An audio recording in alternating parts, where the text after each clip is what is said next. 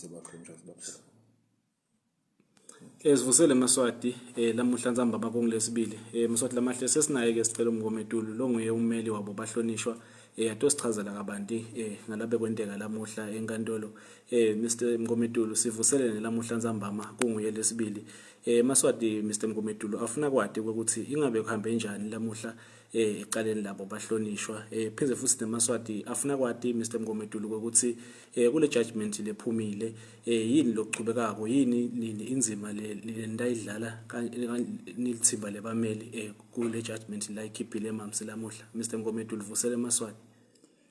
Sibonge kakhulu Khabako sanibonani Maswati lamahle siyanivusela namhlanje ntsambama ngiyabonga kakhulu ukuthola lithuba lekuthi siphindze futhi sinikete i-update ukuthi namhlanje enkantolo kuhambe kanjani nanekuthi le judgment lesevele sekukhulunywe ngayo liningi leni lesenathi futhi nangayo ngabe isho ukuthini nanekuthi ke kusuka la siye phambili kusho ukuthi kutawufuna ukuthi siphumeke sibhekephi mhlambe ngingaqala ngikucacisa nje njengoba bese ngeke ngachaza nangaphambilini ukuthi i-application lebeyifakwe bahlonishwa namhla siyibita ukuthi application for discharge in terms of section 174 of the Criminal Procedure Act yaseSwatini le application lena ke kube ukuthi uma ngabe sesilalela ubufakazi be prosecutor noma bashushisi baze sabulalela bonke baphela ummangalelwa ke uyaye abe nelungelo lekuthi bese sofaka sicelo ejudgini noma sicelo kulelo judge lelidzinza lelo cala ukuthi akhululwe ngobe akholelwa ukuthi kubo bonke lobufakazi besebulalelwe kude lokumbanzakanya yena ekwendeni bucala noma kude la khona kutholakala ukuthi kunelicala lokumele ukuthi aliphendule. So ke le application lena ke ilungelo la wonke umuntu lobekwe licala. So our clients decided to exercise that particular option and they instructed us to make the application in terms of section 174 la khona besicela ukuthi judge mamsi abakhiphe ngoba sikholelwa ukuthi sesive bonke ubufakazi kude la kukhomba khona sikhondo lokumele bayiphendule. So ke salinza ke kwaseke sekuthike namhla ke ekseni nje sivuka sathola ukuthi kuyalika ukuthi hayi judgment itawuphuma namuhla sithi segathe lokho sazama kuphendula insatheli kwase sekuyavela ukuthi hayi nebameli sebafonela abameli bebahlonishwa labangakhona ngalapha eSwatini batshelwa ukuthi asivele enkantolo nangembala ke saphuthuma ke savela ngakhona ke enkantolo but ke namhla ngicabanga ukuthi umuntu uphethwe na inhloko ngoba I think I'm a little bit confused about today because the judgment is very confusing, the judgment is very hollow, the judgment has got zero reasoning. We are sitting here not knowing what the judge thinks even about the charges bahlonishwa lababhekene now. Ngalama fisha nje Judge Mamsi Dlamini uthole ukuthi bahlonishwa they have a case to answer.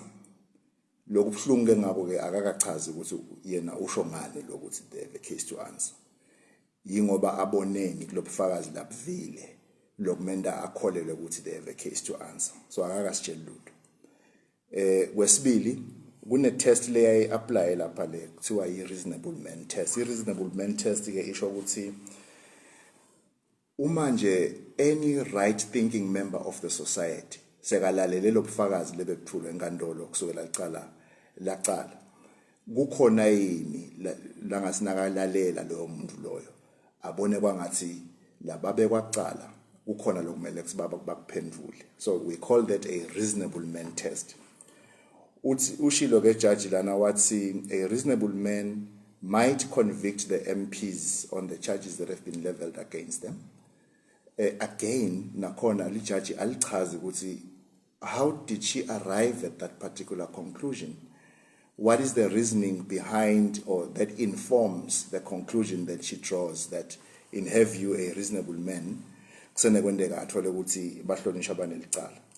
So we have been taken aback by this, and there are other comments throughout the judgment that are very curious indeed, which have not been well reasoned out or not reasoned out at all.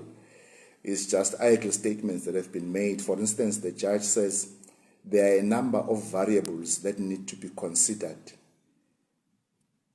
The answer to the application that we had made does not merely lie with the evidence that has been led. Now, she doesn't explain what those variables are. Our understanding is that a judge has to listen to the evidence, identify the facts, and then apply the law to the facts as presented. So there can't be any other consideration that is outside of the facts as they have been presented and the law as it stands. So if she is to say to us there are other variables that need to be considered, what are those variables? What's at stake here now? What and what do they mean insofar as Lilcala is concerned? So we don't know what variables she is referring to.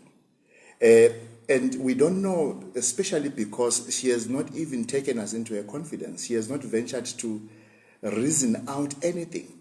The way the judgment is framed, it simply summarizes what we presented in our heads of arguments. It also summarizes what the prosecutors or the prosecution presented in its heads of arguments. And then it presents what the law is in terms of Section 174. It presents what the tests should be that should be applied. Then at the end, the judge simply says that the MPs have a case to answer. But what is she saying about the evidence that she has heard? What is she saying about how she has applied the law to the facts or the evidence that she has heard? That may ultimately then inform her conclusion that they have a case to answer. We are totally left in the dark. And so it's a very strange judgment, I must say, not least because it lacks any legal reasoning. So we don't know at all what informs that. In fact, I was even thinking that even if you were to appeal something like this, assuming there was a route like that, I'm not suggesting there is, you wouldn't know what you are appealing exactly because the judge has not reasoned out this particular judgment. So we are not certain as to what is it that she meant. But lo and behold, the application, as we know, has not been successful. Of course, we are disappointed because we still believe that our clients have got no case to answer at all. No case to answer. They are innocent, upright members of parliament, honorable members of parliament, abantu labahloniphekile emphakathini lesikholela ukuthi akafanele singabe sebasejele. Mhla ka-25 July batabe bahlanganisa umnyaka ejele. Each and every hour that they spend in jail, it's a great miscarriage of justice, and we are saddened by that. In fact, we are upset about it.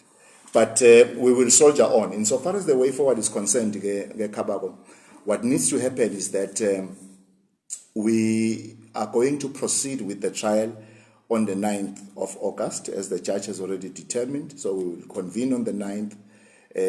Ukuqhubeka kwaloko kusho ukuthi njengoba ubufakazi be-prosecution zesibulalele bonke selithuba labo-ke bahlonishwa ukuthi nangabe bayadecide ukuthatha stand bafakaze noma babite babo bofakazi but awuqhubeka bende njalo. So we are still going to discuss, or should I say consult on the judgment and then determine our approach to the continuance of the trial on the 9th. And ngicabanga silokunye will unfold in court bantu bathatha ibonela once we have made that decision. But what is key, people must never forget, the testimony of the MPs is already on record, is already before the court. All their testimony is contained in the video evidence that was presented, 4 videos that were presented, including lakhona mnemhlonishwa Gauzela. So cishe lokuningi lebe bakhuluma sekuyatiwa, it's public record and it's on the record of the court. So we will see how we proceed. Mr. Mgomedulo, ingabe kafishane nje maybe ungabachazela amaswati ukuthi how have the MPs received the judgment yalamuhla ngekubuka kwakho nje?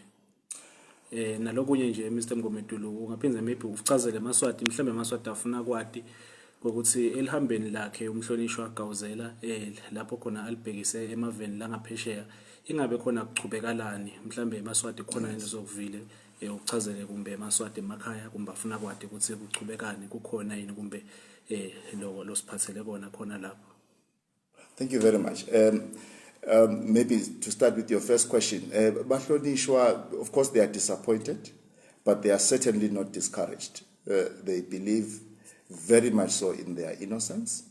We agree with them that they are being persecuted for political beliefs.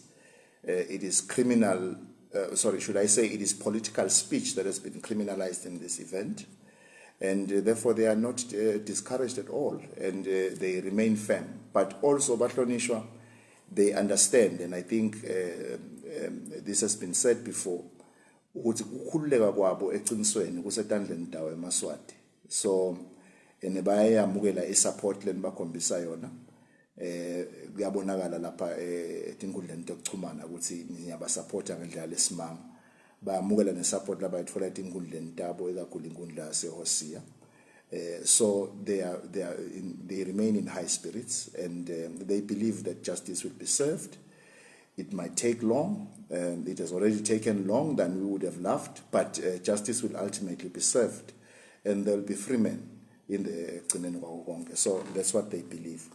I have had a session where I've been speaking just this evening, and indeed earlier on in the morning, I've spoken to Mhlonishwa Gauzela, who is currently in the UK. He's been briefed about the happenings at court. He's been briefed about the judgment and its implications and what it means going forward. He has obviously expressed his disappointment as well about today's outcome.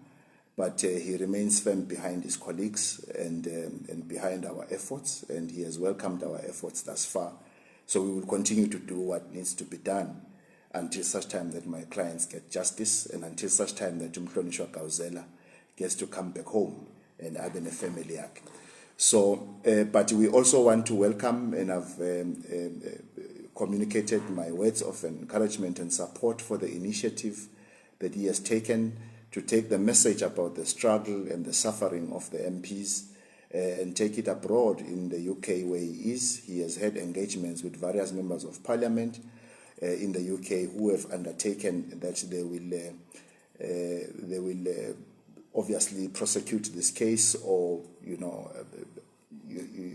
also apply pressure and support through the parliaments of the UK, and also to rally support for the struggle in Swaziland until such time that we have democratic reforms that we not only deserve but we are entitled to as of right. Because eMaswati kufuna understand ukuthi live lenu leli kufuna nitiphathele lona le live leli. Nalamaphoyisa kufuna abe bafana benu ayibafana bembube. Kwakurong nje kwakona lokho ukuthi batabitwa bafana bembube, because then they do things in the interest of one man when they should be doing things in the interest of the nation. So the long and short of it is that we welcome the support that we are getting internationally. I've also been in talks today with the people in Switzerland who are also supporting and following the case. And so we are encouraged about that, and we will announce further what sort of support that we are getting as and when the need arises. Mr. Mkometulu, kunemboto lenginawo nje la besike seva Mr. Mkometulu ukuthi inkosi Mswati wesithathu igcine ivumile kuhlangana nelibandla lakhe SADC South Africa lesibheke ukuthi kuyona lenyanga mhla ka21 if I'm not mistaken kuyo lenyanga lesetulu lapho khona inkosi Mswati kubheke ukuthi iye khona eSouth Africa yohlangana nelibandla la SADC. Yini kumbe kafishane Mkometulu longachaza eMaswatini ukuthi wena watini ngale mhlangano lokhona waka SADC? Yes, we have noted the reports that SADC has decided to convene the SADC Troika on security, safety and security in the SADC region. Have decided to convene again, and they have invited Swaziland to come and make a presentation on how they intend to proceed with the dialogue that was mooted or that was proposed by His Excellency, the President of South Africa, Cyril Ramaphosa. So we have it on good authority that the meeting will indeed proceed and that Swaziland will send its delegation. As to what is going to be discussed and the outcomes, therefore, we are certainly not sure what is going to transpire there. But whether we trust that anything meaningful will come out of it, I think it's anyone's guess at this particular time, because it's been a while that we've been talking about one and the same thing. And I think not sufficient pressure has been put to bear on Swaziland, really. I mean, there's so many levers that SADC could have deployed to apply pressure, not least of which is sanctioning the head of state, sanctioning the protagonists of the head of state and those that support him, sanctioning those Swazis who are in the armed forces who decided to brutalize their own and kill their own. As we speak, none of those people have been sanctioned. They are free to travel throughout SADC as and when they please. They move in and out of the borders of Swaziland whenever they feel like. So there's a lot that SADC could have done. But in our view, nothing much has happened up until now. So we will wait and see what happens. We have it on good authority, for instance, that when President Ramaphosa last came to see the king sometime in November last year, just immediately after the municipal elections in South Africa, the king made an express undertaking that my clients are going to most probably be released by him because they are there because of him, so that can then form the correct basis for a dialogue, and that the dialogue will happen immediately after Apuma Enhlambelweni noma makuphela incwala. None of those things have happened. So we've got no reason to trust what the Swaziland government will come back and say post the SADC meeting. So for us, it's a waiting game. But I want to repeat, whether Bahlonishwa they are out and whether we get the democratic reforms that we are calling for today or tomorrow or even the next month or the next year, it is entirely a Dandendao and Maswati. I think we have seen this. We have seen what happened during the Arab Spring, for an example, in North Africa, in Libya. We have seen what happened in Egypt. And most recently, we have seen what happened in Sri Lanka, where public anger and people power was brought to the fore. And there was a clear demonstration of what tends to happen when a government loses legitimacy, when people are hurtful or sick and tired of being governed or misgoverned and having their funds looted, and where the leadership has lost touch with the people that it ought to serve. So we have seen what happens.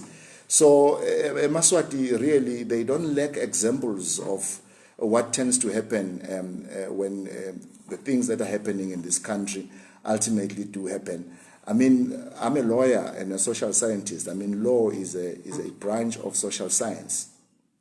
And I've also done sociology and political science. I can see how, if things cannot change in this country, what the direction that this is likely to take. There can be no doubt that if the leadership of this country is uninterested in managing a just transition, a transition that can happen without the shedding of blood, a transition that can happen with mutual respect, each party respecting the other party, what can happen is that we will all transition peacefully. But also there is another form of transition that is also not peaceful. And it will not happen because I say so, but it will happen because of the continued intransigence of the leadership of this country that is completely uninterested in hearing or reaching across the aisle and hearing other people with divergent views. You have got people that are being hunted down instead of engaging with them. You have got a Gauzela that is somewhere out there that is being hunted down instead of being engaged with. You've got my clients who are languishing in jail, their lives being messed up, instead of actually engaging with them. I don't know, maybe I will also be hunted down. Who knows? Anyone can be hunted down in our days. We've got Mlungisi Makanya, the president of Pudemo, who his status is also unclear these days, whether he's up for arrest or not. So it's a nonsensical state of affairs that cannot be allowed to continue unabated. It is absolute nonsense. And I think when you then see a situation where people resort to violence and people resort to self-defense, I have said it before, how can you begin to criticize people like that? Because self-defense is a right after all. I have a right to self-defense and bodily integrity, and if I feel threatened, I have to do something about it. So the police in particular must actually ask themselves the question, what is it exactly that you are defending? What is it exactly that you are getting out of defending the indefensible? Because you must remember one thing, in June last year, it is not King Mswati that actually was carrying the gun and killing people. It is you, Ninema Poisa Leben Bulalabandu. And you think people have not forgotten that. And when people resort to self-defense, then everyone must sympathize with you. Now, there can be no amount of bulletproofs that can protect you from people power. It is inconceivable. At some point or the other, you will have to make a choice whether you are defending Bantu, you are serving Bantu, Siva Samaswati, Noman Seva Umdeni Munye. So you will have to make that choice. You will have to reckon with that. But you have seen, for instance, the army and the police in Sri Lanka, what they did. They were on the side of the people. Of course, other people had already died. It's a pity that people died. And we in Swaziland, we've already seen people dying. But ultimately, the police and the soldiers, they made a choice that we stand with the people. And I think the armed forces in Swaziland will have to really talk amongst themselves and say to themselves, where do they see this going? What do they think ultimately has to happen? And we think the answer lies with you more than anything, in part. Mr. Mgometulo, maybe kafishane nje ingabe khona nilonga kusho about the situation in the country, more especially Mgometulo kumbe bongathinza about the army recruitment that is going on in the country. Uphinze futhi maybe Mgometulo sivile tindzaba lapha endansi eHosia ngokuthi bantu labasha Mr. Mgometulo kusakwalamuhla bebavale wona umgwaqo kuzama ukuphazamisa lona lihlelo le-army recruitment. Saphinze futhi seva tona tindzaba ukuthi kube sesekusha nesakhiwo lapha endansi eHosia. So Mr. Mgometulo kumbe ungachaza about the situation ngoba sivile futhi Mr. Mgometulo la usichazela ukuthi bahlonishwa, they are very very much disappointed about the judgment let deliver nguye Mamsi, but ke uphinze wachaza Mr. Mgometulo ukuthi but ke kuloko bahlonishwa akusho ukuthi bashintshile, so lebeme njalo emagameni abo. So Mr. Mgometulo ke maybe na ubuka wena simo la ngaphandle kulamaswati lamaswati angilanjani abukeka kanjani phezulu tsinze nenzaba yale army recruitment leqhubeka ku-event. Yeah, you see, insofar as the army recruitment is concerned, I think it's actually a shame what is happening. The old men who are leading the army should not actually be celebrating, or even the powers that be in this country actually, they should not be celebrating that on a normal working day, on a normal working day, you've got 500, 600, 700 young people filling up Tingundla centers on a Wednesday to come and do push-ups and exercises and be shamed like that for very, very few slots in the army. And you think that it is absolute nonsense. The fact of the matter is that people are hungry. How do you celebrate in a country as small as Swaziland that at any given day you can have 700 people who are there to get accepted into less than 80 slots in the army? So we think it is yet another episode of this brutal regime shaming our people because of the poverty that has been engineered by this very regime because of its misrule. So we think it is regrettable. We understand why people have to do it. It is sheer desperation and it is sad to watch. It is totally sad to watch. You are left uncertain if you should congratulate anyone that is successful or not. But we also don't know, by the way, if even those that are successful, if they will ever join the army in the true sense of the word. Not so long ago, people were queuing La Pagamanzini for slots in the police force. What became of that? Those people are still at home, Badlatinzip. Now, so all of those things are simply because of the failure of this government to create an environment that is enabling for investment, one, two, an environment that is enabling for job creation. So the prognosis, or should I say the analysis of what is happening in this country, it is very dire. It's a very dire state of affairs. where the problems in the healthcare sector are well known. The problems in the armed forces are well known. Even today, students at Limco Queen or Scott or wherever, they were protesting because there are no allowances. Universities have been closed for an extended period of time. Those that are writing exams under trying circumstances. It's the same thing that happened when I was writing my Form 5. So the misrule of this government and abusing its citizens and its workforce has been something that has been going on for a very, very long time. So at some point, all of this will have to stop. And I think what is clear now, especially since the June massacre, it is that the situation will not be allowed to continue for a number of years as it has always been. I think sekusonzele kancane really. The way ngibona ngakhona, this regime ifana nemuntu losalunywe imamba wangatholi antivenom. It's a matter of time ukuthi afe. Ukuthi uyanini ukuthi utawufanele kuya ngama antibodies akhe sibeka strong kanganani ngiyacabanga. Kuya nge-immune system yakhe ukuthi strong kanganani. But this regime ifana nemuntu losalunywe imamba sesilinze nje ukuthi utawufanele. But kona sekutawufa bekunene. Asingakhohlisani. Kuthi ke kutawufa sichubeke sibe nenkosi kusasa noma iyobe seyingekho mhlambe sekuyi-republic. I think it's up to labantu bakankosi bakadlamini balapha elithithini.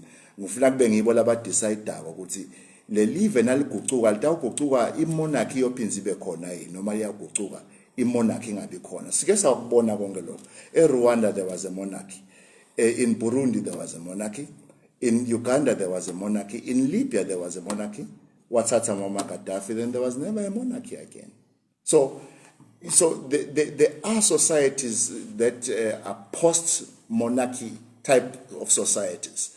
So whether Swaziland will be one of those, I don't know. It is up to labantu bakadlamini labasibekela inkosi ukuthi sebake bakubuke nabo ukuthi babona ngathi bukhosi basetaba nabo yini. Ukuthi bataba nabo mina ngathi, but ke if kuchubeka ngale ndlela, it's inconceivable that maybe one day you will say Swaziland akana monarchy. Is that what I want? I'm certainly not sure if that's what I want. I don't think that's what I want. But the way things are going, I choose to be on the side of the people, not those that are defending one family that is oppressing other people. It is absolutely unfair. There's no way that this can be allowed to continue. Now, on the second issue that relates to the protests at Hosea Ingundla, well, the young people were within their rights to express their dissatisfaction about what they believe is happening in their communities. They were also within their rights to express their anger about the continued incarceration of their MP, and I think they were well within their rights to do so. So there's nothing I can say except to say that all communities actually must continue to rally behind the MPs. We must all coalesce around them because they are being persecuted for the very thing, for the panacea, for the very thing that is going to solve our problems as a country.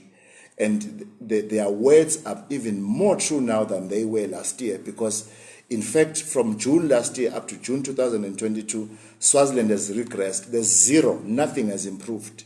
If anything, you have got more people on the streets that are unemployed, and you have got more people that have either been killed or incarcerated, and you have got a monarchy that has reneged on its commitments to have a dialogue with these people. So it is getting worse. So, I mean, what can people say? I'm not sure if I'm leaving out anything. Yeah, good mgometulu kafisha nje mgometulu sekungaba ngokuvalelisa eMaswatini intsamba amalenhle konglesibili uvalelise eMaswati mgometulu sibonge kuhlalisana nawe nje kulesikhathi. Siyabonga kakhulu Maswati lamahle kusiniketa isikhathi nisilalele nokuthi sinikete le feedback. Nisicolele I think nekuba upset kuningi really because the way things are happening in that court is not what should be happening. It's a miscarriage of justice, what we have received today, but that notwithstanding, we will soldier on. We think it's unfair that my clients are still in jail. They shouldn't be in jail.